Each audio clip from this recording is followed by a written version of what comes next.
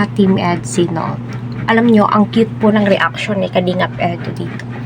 Habang sinashoutout po niya ang kanyang labidab or si wifey. Ano? So, pakinggan po natin, ha? Shoutout kay Arjun. So, shoutout kay Kalingap Topper. Nakita ko si Kuya Topper kanina. No, ang bait niya, no? Nakita ko si Kuya Topper kanina. Nare-recognize niya nare-recognize niya po lahat ng Kalingap members po niya. Napakabait na tao talaga. Kaya deserve po niya, no, na siya ay suportahan, tangkilikin po talaga. Pasensya na nga pala kay Kalingap to. Hindi tayo nakasama sa Ribbon Garden kanina. Kala ko alas 3 pumunta ako sa Basel. Sa Lamitan, alas 3. Kala ko gano'n ang oras. Tinanong ko si Kuya Baby, tapos na pala. Ayan, no, napaka-humble po talaga niya ka-Team Edsy. Kaya, ika nga ni Kalingap Rob, no, kayang-kaya na po ni Insan na magsulo, sabing kanon.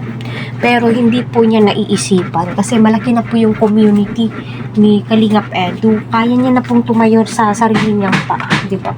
Which is nakakatuwa naman po talaga itong si Kalingap Edo. Grabe ang bait po niya, sa totoo lang.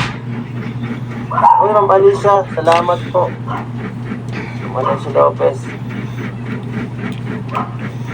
Di ba? Sana all. Kung pwede bro, Friday tayo.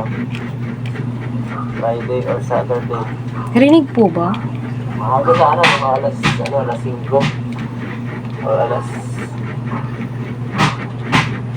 Ito, kakapanood ko lang ng NCA. Si Jones nandito. Bumihira. Papa Jones, shoutout, nanonood pa lang ako kanina ng Jumper High. Ganda ng pagkakaano. So, ayun po mga ka-Team Edsy, no? Si Eds ay humingi po ng pasensya sa kapwa po niyang Kalingap dahil hindi po siya naka-attend sa ribbon cutting. Kasi, na-late nga daw po siya. Napagtanto niya ay tapos na yung ribbon cutting. Ito talaga si Eds, sobrang busy. Alam naman po natin at naiintindihan po natin, na busy si Kalingap Eds sa mga supporters niya. Syempre, sa lababo niya. Anong lababo? Sa kanyang wifey. At saka, wala naman pong masama doon. Kaya, papasalamat po tayo, no, na kahit na napakasikat na po ni Kalingap Eds, never mo pong nakita sa kanya na nagmayabang siya, pero mas lalo po siyang naging humble in so many ways.